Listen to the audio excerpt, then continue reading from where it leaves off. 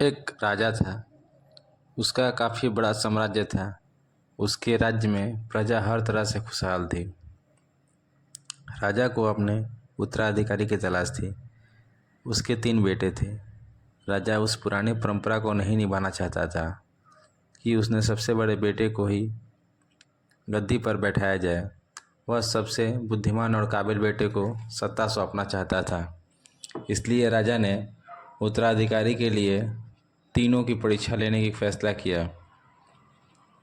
राजा के तीनों बेटों को अलग अलग दिशाओं में भेजा।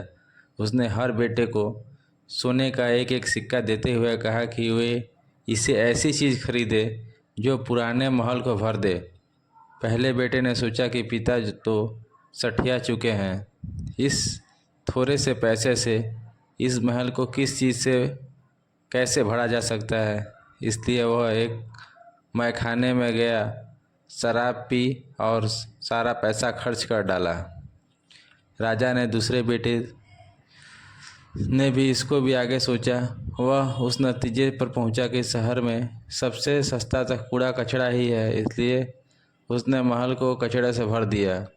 तीसरे बेटे ने 2 दिन तक इस पर चिंतन मनन किया कि महल को सिर्फ एक सिक्के को से कैसे भरा जा सकता है। वह वाकई कुछ ऐसा करना चाहता था कि जिससे पिता की उम्मीद पूरी हो।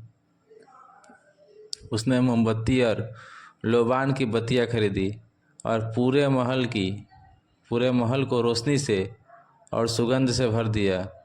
इस तीसरे बेटे की बुद्धिमानी से खुश होकर राजा ने उसे अपना उत्तराधिकारी बना दिया। इस कहानी से हमें यह सीख मिलती है कि बुद्धि से कुछ भी पाया जा सकता है।